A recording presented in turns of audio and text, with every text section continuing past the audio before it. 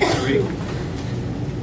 Fellow Toastmasters, I'm the kind of person that ever since I was a little kid, I've always spent a lot of time in my head. I think, I have a lot of thoughts, ideas, opinions. But it's kind of like making the hash browns. They're not any good unless you actually get out there and do something with it. And so there was, I remember when I was 10 years old, I started really paying attention to the world in the news. And I grew up in Salt Lake City, pretty much. And there was a story on the news of some violent armed robbers that stormed a home audio store, and they took 5 hostages. And this is like burned into my memory, this story. They forced the victims to drink Drano. They kicked a ballpoint pen into one of the person's ears. They raped and ultimately shot a teenage girl. And this really stayed with me. So it turned out almost 2 decades later, I was in college, and I had these friends that were kind of liberal activists, and they were pretty effective at this activism. And one of the robbers that had been convicted from that crime was on death row. He was scheduled to be executed. And these folks were going out to the prison, Utah State Prison, to protest the execution, to protest capital punishment. And I thought, I was kind of curious to go along for this whole thing. So I went out there to the prison with them, and they were pretty media savvy. And it was just after sunset, and they were about to announce the execution had occurred, and these guys spotted the media cameras. And so the next thing I knew, I was in this circle of people holding hands, the solemn expressions, they were singing softly, and then I felt the lights of the camera come across me, and I thought, I was kind of irritated. I thought, I'm being defined as this anti-capital punishment protester, but I thought, it's pretty brief, maybe, probably nobody saw it anyway, it doesn't really matter. Well, I worked at this grocery store there in Salt Lake City, and I was on a night crew this summer of the execution, stocking the pet food aisle. And I did not enjoy going to work. 2 o'clock in the morning, stocking little cans of kitty food, or whatever, listening to elevator music. But the worst part of it is we had this tyrannical boss. This was kind of a rough group of guys that sort of needed a tyrannical boss to keep them in line. This guy was kind of a redneck. Grew up in Utah, probably rural somewhere. Very opinionated, and he would give you his opinion. It wasn't like very subtle or anything, but he was rough, and he could make your life miserable. And I thought, sure enough, he was watching the news the night I had to go into work. And so I get into work, and we had this cafe in the grocery store, and people would go to hang out there before their shift and drink coffee and chat.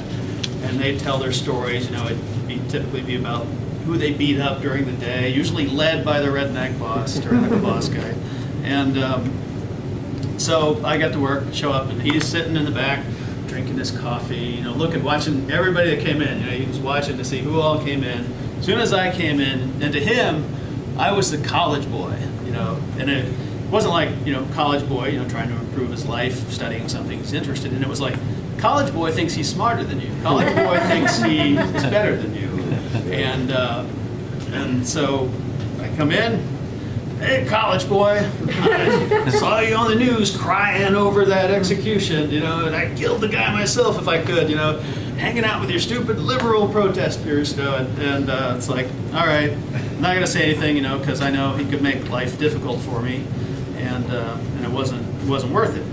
And that I was like, well, I wasn't really what he thought I was anyway at the time. But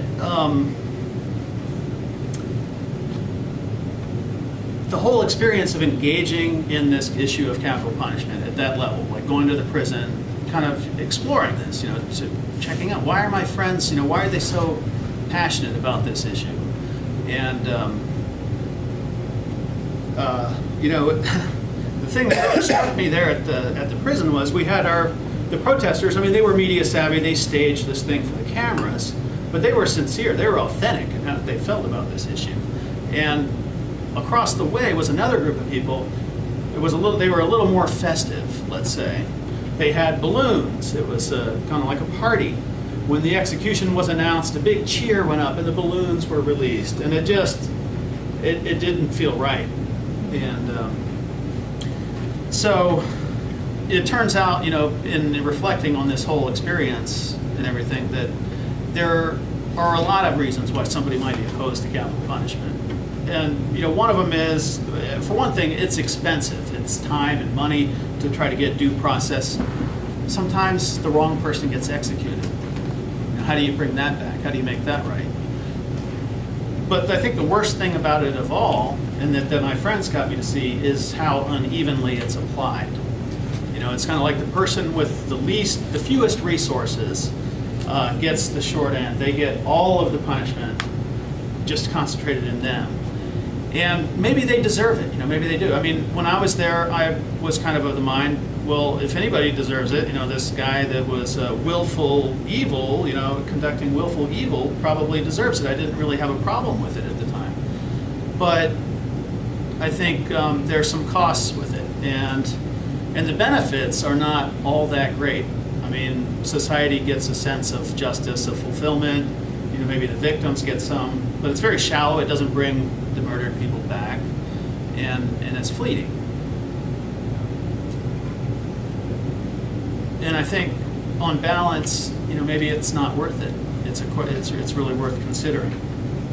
Maybe the biggest test of our compassion is upholding it in a situation like that, having compassion for another human, even when they've done something like that. It's kind of the basis of Christianity, which a lot of these people in Utah, that's what they believe in, and yet it kind of gets suspended when it comes to capital punishment. So there's Margaret Heffernan is an author who's written on business topics. She's been on TED. She had a talk called Dare to Disagree. But she chose to write business books for the reason of, everything she was reading was about, that people weren't really capturing what it's really like to run a company, what it's like to get in the kitchen and make hash browns, that sort of thing. So I think, and she said, for the good ideas and true innovation, you need human interaction, you need conflict, you need debate. And I think that's how, for an issue as complex and controversial as capital punishment, I think you really need to dive in and explore that.